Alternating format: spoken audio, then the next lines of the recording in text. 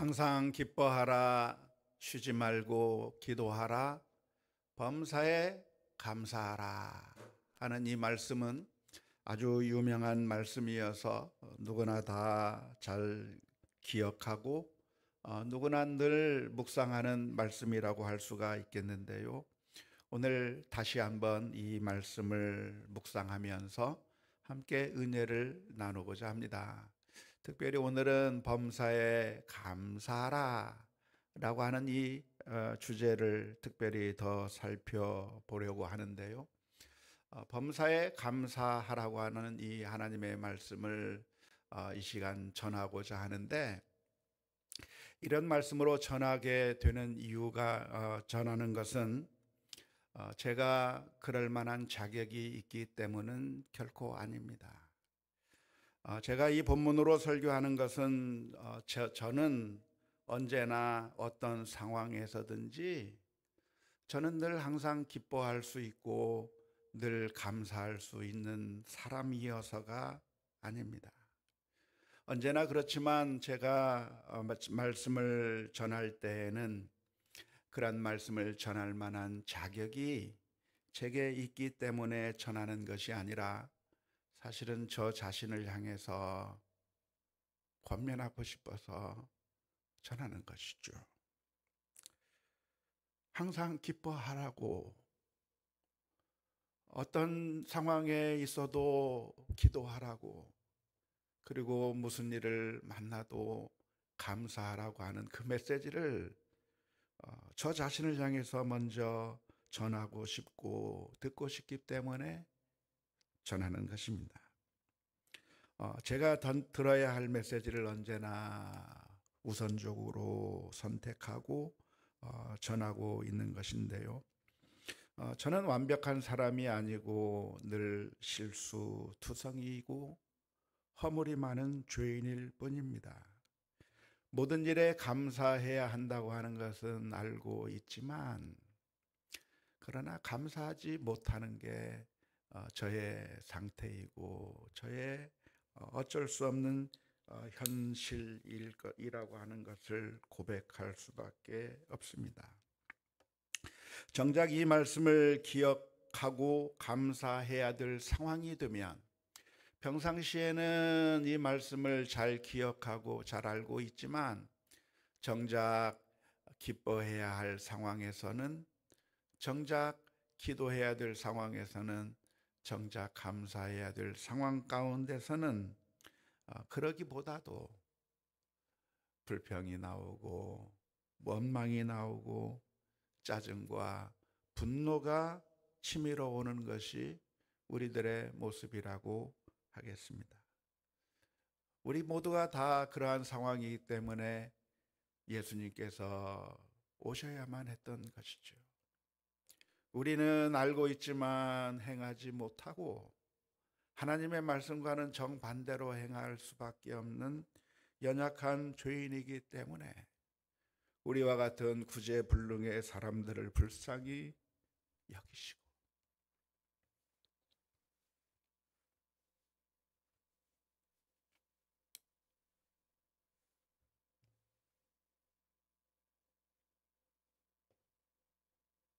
아무런 소망이 없는 우리를 사랑하셔서 우리 대신에 십자가에 못 박혀 죽으셨기 때문에 오늘 우리는 주님을 바라보면서 주님 앞에 나아가야 되는 것이고, 또 주님 앞에 소망을 두어야 하는 것입니다. 항상 어떤 상황에서든지 감사하며 어떠한 상황에서든지 기쁨 속에서 살아가야 한다고 하는 것이 하나님의 뜻인데요. 이렇게 우리들을 향해서 항상 기뻐하라고 하시는 이 하나님의 말씀을 들을 때 우리들의 마음 가운데 어떤 생각이 드십니까? 범사에 감사하라고 하시는 이 하나님의 말씀을 들을 때 우리들의 마음 가운데 어떠한 생각들이 드십니까? 이 말씀을 들을 때 맞아, 그렇지, 항상 기뻐해야지, 범사에 감사해야지라고 하는 그런 동의하는 마음이 떠오르십니까? 아니면 기분이 나쁘십니까? 아니, 하나님 감정이라고 하는 게 우리가 의지대로 되는 것입니까? 내 감정을 내가 컨트롤할 수 있는 것입니까? 상황이 좋다고 한다면 뭐라고 하지 않아도 기쁠 것이고, 좋은 일이 펼쳐진다고 한다면 저절로 감사가 나올 것이고, 우리 앞에 좋은 일들이 자꾸만 펼쳐진다고 한다면 누가 뭐라고 하지 않아도 감사할 수가 있는데, 그런데 지금 내 처지가 그럴 상황이 아니라고 한다면 그 상황에서 어떻게 감사가 나옵니까? 내 처지가 지금 정말 힘들고 고통스럽다고 한다면 그럴 때는 감사가 나올 수 없고 우울하고 분노가 치밀어 솟아오르고 짜증이 날 수밖에 없는 것인데, 그런 상황 가운데에는 우리들을 향해서 웃으라고 말씀하시면 어떡하란 말이에요? 그런 상황 가운데서 감사하라고 말하면 어떡하란 말이에요? 힘들어 죽겠는데 감사하라고 하는 이 말씀이 우리들의 마음 가운데 와 닿을 수 있는가, 이 말입니다. 마치 그 모습은 마치 조폭이 우리를 향해서 강요하는 것 같아요. 막 우리의 돈을 빼앗아 가면서 때리면서, 그래서 정말 얼굴을 찡그리고 있으면 기분 나빠? 왜 찡그려? 하면서 웃으라고 강요하는 그런 조폭처럼 억압적으로 우리들의 감정을 강요하고 있는 것처럼 그렇게 느끼십니까? 어떤 말씀으로 우리들에게 이 말씀이 와 닿으십니까? 오늘 우리가 이 말씀을 묵상하면서 오해하지 말아야 할 것이 있다고 한다면, 하나님께서는 우리에게 조폭과 같이 우리의 모든 것을 다 빼앗아 버리면서도, 그러면서도 웃어야 된다고 강요하는 막무가내 강요를 주님께서 우리에게 하고 있는 것은 아니라고 하는 사실입니다. 그렇게 오해하시면 안 되는 것이죠. 주님께서는 왜 이런 말씀을 해 주시는가? 항상 기뻐하라고 말씀하시는 이유, 쉬지 말고 기도하라고 말씀하시는 그 이유, 그리고 어떤 일을 만나든지 짜증내고 불평하고 분노하고 우울에 처해 있지 말고 오히려 감사하라고 말씀하시는 그 이유가 무엇일까요? 그것은 우리 그 감사가 우리로 하여금 새로운 힘을 얻게 만들고, 우리로 하여금 행복하게 만들고, 우리가 다시 원상 회복될 수 있도록 우리들을 만들어 주기 때문에 그렇습니다. 그것이 우리를 온전하게 만들어 주기 때문에 그런 것이죠. 만일 우리가 불평하고 원망하고 짜증내고 분노하게 된다고 한다면 그것은 사탄이 우리를 향해서 늘 부추기고 있는 감정일 텐데요.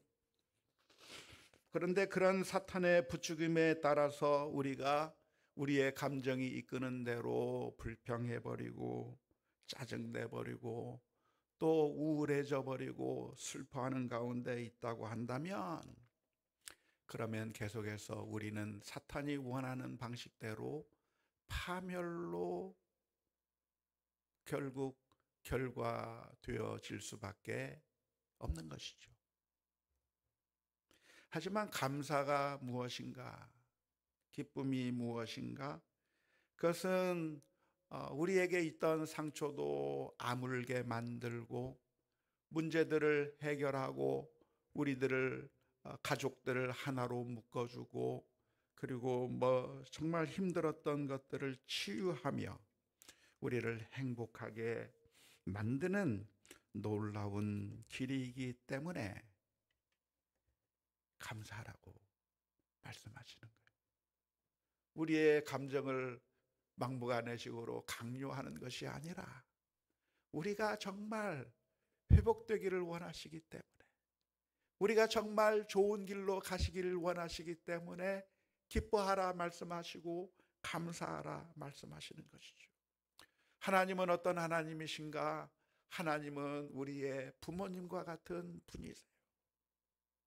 우리 부모님은 우리 자녀들을 위해서라고 한다면 모든 좋은 것을 해주고 싶어하고 우리 자녀들이 행복해지기를 원하는 것이고, 정말 우리 자녀들의 그 삶을 위해서라고 한다면 자신의 모든 것을 내어주기를 원하는 그런 부모님과 마찬가지로 하나님께서는 우리가 복되고 행복하고 온전해지기를 원하시는 그 하나님이시기 때문에 우리에게 가장 좋은 길을 말씀해 주고 계시는 것이죠.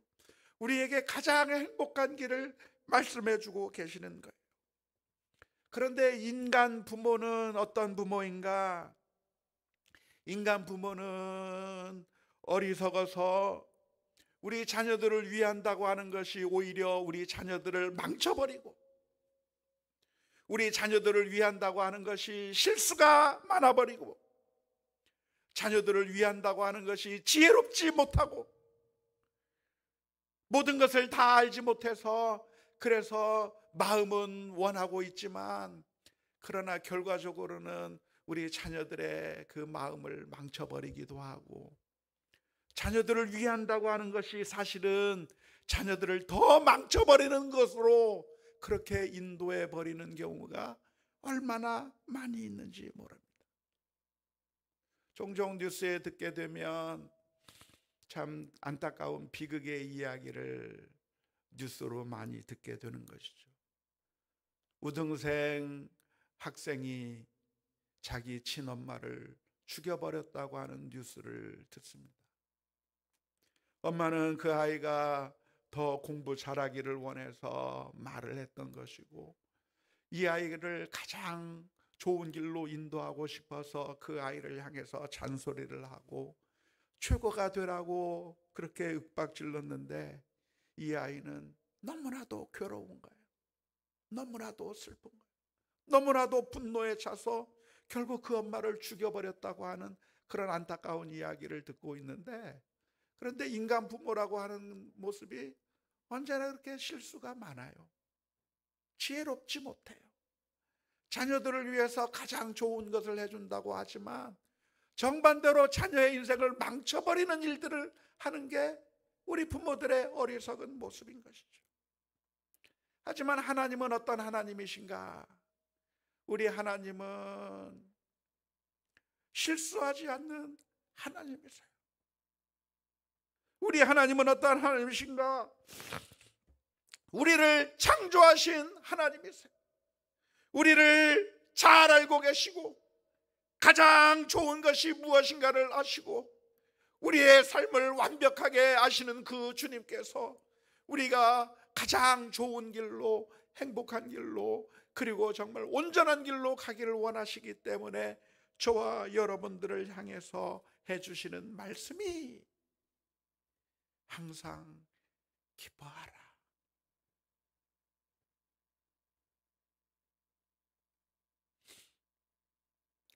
분노하고 화내고 절망하고 괴로워할 게 아니라 항상 기뻐하라. 우리를 온전하게 만드시고 행복하게 만드시고 우리를 가장 잘 아시는 우리 주님께서 우리를 향해서 하시는 말씀이 범사에 감사하라 말씀하고 계시는 거예요.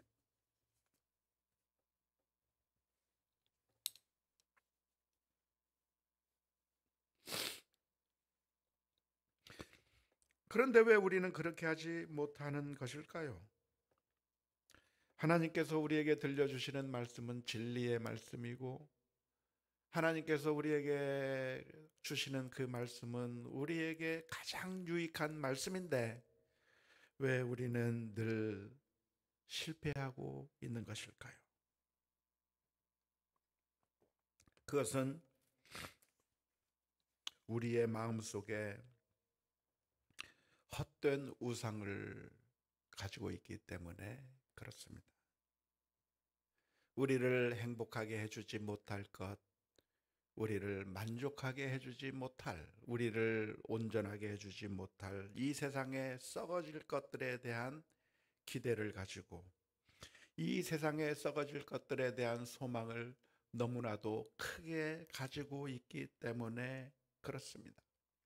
우리가 하나님을 바라보는 것이 아니라 하나님에 대한 소망을 가지고 사는 것이 아니라 이 세상의 우상들을 갈망하면서 그러한 우상들을 바라보면서 우상 앞에 우리들의 목을 메고 있기 때문에 그런 것이죠. 사실 우리 인생들의 모든 문제의 근원이 어디에 있느냐 하면 우리들의 마음속에 우상을 두는데 우리의 문제가 있습니다. 우상이라고 하는 것은 무엇인가? 우리에게 화려한 것을 약속하지만 그러나 우리에게 그 약속한 것을 주지 않고 우리를 파멸시키고 우리를 망가뜨려 버리는 것이 우상이라고 할 수 있는 것이죠. 우리는 주님을 섬긴다고 말하고 있지만 우리는 하나님을 믿습니다. 우리는 예수님을 믿습니다. 주님이 나의 주님이십니다라고 고백하지만 그러나 정작 우리들의 마음속에는 늘 주님이 아닌 다른 것들이 우리들의 우상이 되어버릴 때가 많습니다. 돈이 우상이 되어버릴 때도 있고 우리 자식이 우상이 되어버릴 때가 있고 때로는 우리들의 명예가 우상이 되어버릴 때가 있고 우리의 자존심이 우리의 우상이 되어버릴 때가 있는 것이죠. 배와 그물을 버려두고 주님을 따라야 되는데 아버지와 가족들을 다 내팽개치고 주님을 따라야 하는데 우리는 쟁기를 붙들고 자꾸만 뒤를 돌아보는 그런 부족한 제자의 삶을 우리가 살아가고 있는 것이죠. 그런데 그 우상은 우리를 행복하게 만들어주는 것이 아니라 우상을 쫓아간다고 한다면 결국은 닭 쫓는 개 신세처럼 허망해질 수밖에 없는 것이죠. 따라서 우상을 우리가 마음속에 가지고 있다고 한다면 돈이라고 하는 우상을 쫓아가다 보면 명예라고 하는 우상을 쫓아가다 보면 그 자존심이라고 하는 우상을 쫓아가다 보면 결국에는 감사가 나오는 것이 아니라 우리들의 마음 가운데 절망과 불평, 원망이 나올 수밖에 없는 것이죠. 결국 이 세상의 우상은 우리를 행복하게 만들어주는 것이 아니라 우리를 파멸로 이끌기 때문에 그렇습니다. 따라서 우리가 감사하며 살 수 있는 비결이 있다고 한다면 우리들의 마음 가운데 들어와 있는 나도 모르게 내 마음을 자리 잡고 있는 그런 우상들을 우리들의 마음 가운데서 제거해 버리고 우리의 소망을 이 세상에 썩어지는 것에 둘 것이 아니라 변하지 않는 사랑이 많으신 하나님을 바라보며 오직 주님을 바라보며 주님께만 소망을 두는 우리 모두가 되어야 될 줄로 믿습니다. 선지서 하박국에 보면 선지자는 하나님을 향해서 원망하기 시작합니다. 주변에 돌아가는 상황들을 바라보면 감사할 만한 일들이 없는 것이죠. 나라가 망해져 가고 있는 모습을 보면서 여러 가지 어려움 가운데 처하는 그런 모습들을 보면서 하박국 선지자는 하나님을 향해서 원망하고 불평하고 하나님을 향해서 따지기 시작합니다.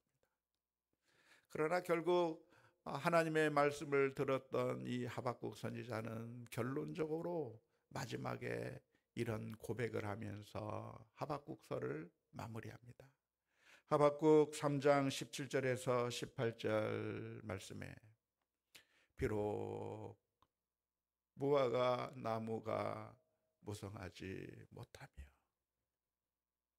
포도나무에 열매가 없으며 감람나무에 소출이 없으며 밭에 먹을 것이 없으며 우리의 양이 없으며 외양간에 소가 없을지라도 나는 여호와로 말미암아 즐거워하며 나의 구원의 하나님으로 말미암아 기뻐하리로다. 이 세상의 모든 것들은 다 있다가도 없어질 것이지만 우리를 사랑하사 하나밖에 없는 그 아들을 십자가 위에 내어주신 그 하나님의 놀라운 사랑이 우리 가운데 있다고 하는 사실을 기억하면서 우리가 무엇 때문에 기뻐해야 되는가? 이 세상의 것들 때문에가 아니라 하나님이 우리 아버지시고 그 하나님께서 나를 사랑하신다고 하는 그 사실을 생각한다면 감사하지 못할 게 없습니다. 하나님이 아닌 것에 소망을 두면 우리는 머지않아 실망하게 될 겁니다. 아무리 좋은 것도 결국은 실망스러울 수밖에 없습니다. 여러분은 지금까지 무엇에 기뻐하고 무엇에 열광하고 무엇에 흥분하면서 살아오셨습니까? 여러분들을 행복하게 해주었던 것이 무엇입니까? 그 모든 것들이 우리를 영원히 만족시켜 주는 것이 이 세상에는 단 하나도 없습니다. 우리가 만일 사람에게 소망을 둔다면, 우리가 사람에게 기대를 한다면 결국 100% 실망할 겁니다. 사람에게 우리의 마음을 두고 사람에게 우리의 기대를 두면 반드시 100% 실망하게 될 겁니다. 돈에 우리의 소망을 둔다면 반드시 실망하게 될 겁니다. 권력에 소망을 둔다고 한다면 반드시 실망하게 될 겁니다. 그것으로는 우리가 감사할 수가 없습니다. 왜냐하면 그것은 모두 우리를 반드시 실망시킬 것이기 때문에 그렇습니다. 제가 처음 우리 예수 비전교회 강단에서 말씀을 전하면서 지금까지 계속해서 반복하고 또 반복하고 또 반복해왔던 메시지는 우리의 소망을 사람에게 두지 말라는 거예요. 아무리 좋은 사람도, 아무리 멋있는 사람도, 아무리 좋은 것도 이 세상의 그 어느 것을 우리의 마음속에 우상으로 둔다고 한다면 결국은 우리는 실망할 수밖에 없다는 것을 기억해야 하고, 우리의 소망은 오로지 하나밖에 없으신 우리를 사랑하시는 참되신 하나님 아버지, 우리 주님께만 소망을 두며 믿음으로 주님을 바라보며 늘 감사하는 믿음의 삶을 살아야 될 줄로 믿습니다. 우리가 하나님께 소망을 두고 하나님을 신뢰한다면 절망하지 않을 것이고, 오히려 우리는 그 어떠한 상황 가운데서도 감사할 수 있을 것입니다. 왜냐하면 하나님 안에서는 모든 것이 합력하여 선을 이룬다고 하는 것을 알기 때문에 그렇습니다. 지금 당장 내 눈앞에서 일어나는 일들이 전부가 아니에요. 그야말로 하나님의 어마어마하게 큰 그 계획 가운데 가장 작은 한 부분일 수밖에 없는 것이죠. 그 작은 일부분을 보고 기뻐할 것도 아니고 그 작은 일부분을 보고 절망할 게 아니라, 우리는 거기서 불평할 게 아니라 그 뒤에 얼마나 크고 놀라운 하나님의 그 역사하심이 기다리고 있는지 기대하면서 우리가 소망 가운데 주님을 바라보며 감사하며 살아야 하는 것이죠.